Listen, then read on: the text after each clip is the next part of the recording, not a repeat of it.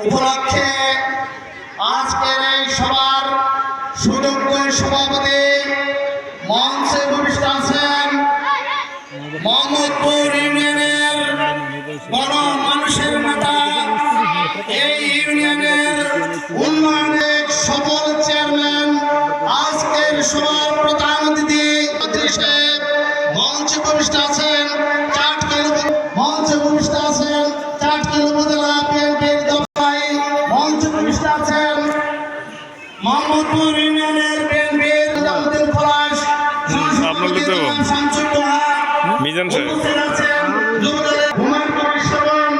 উপস্থিত আছেন মোহাম্মদপুর ইউনিয়নের বিএনপির সিনিয়র সভাপতি জনাব রিফাত কামাল, যুবদলের সহসভাপতি জনাব আবুল বাশার, উপস্থিত আছেন আমাদের সাথী দলের যুগ্ম আহ্বায়ক জনাব নিজাম, উপস্থিত আছেন বিভিন্ন পর্যায়ের নেতৃবৃন্দ, উপস্থিত আছেন চাটখিল উপজেলা যুবদলের যুগ্ম আহ্বায়ক জনাব মোহাম্মদ সংগঠনের নেতৃবৃন্দ, আমাদের জাতীয়তাবাদী দল বিএনপির পক্ষ থেকে সংগ্রামী সালাম এবং অভিনন্দন গ্রহণ। আসসালামু আলাইকুম ওয়া রাহমাতুল্লাহ।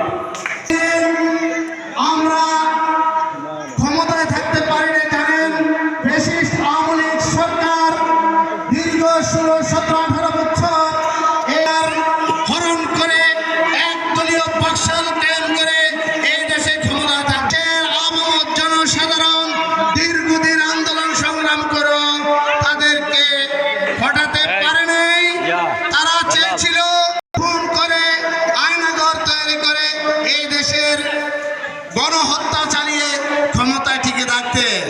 কিন্তু আপনারা জানেন গত 5 আগস্টের আগে সামান্য একটি ইস্যু কোটা আন্দোলনকে কেন্দ্র করে এই দেশে ছাত্র জনতা বৈষম্য আন্দোলনের শরিক হয়ে এই ফ্যাসিস্ট সরকারকে 5 আগস্ট করেছে।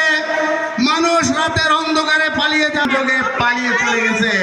এই দেশে হাসিনা বলেছিল আমি এই দেশ থেকে পালাবো না, তার ছেলেপেলা যারা ছিল মন্ত্রী এমপি রাও গেছে এই দেশে, এই দেশে আর কোনো দল থাকবে না, তারাই থাকবে। তারা মানুষকে হামলা দিয়ে বড় থাকতে দেয় নাই। এরা এই দেশে কখনো ঠিক থাকতে পারবে না। ইনশাল্লাহ অন্যায়ের বিচার একদিন হবে, কিন্তু সত্যিকার অর্থে সেটাই হয়েছে ইনশাল্লাহ। এরা এমন ভাবে পালিয়ে যাওয়ার সাথে 300টি বিভিন্ন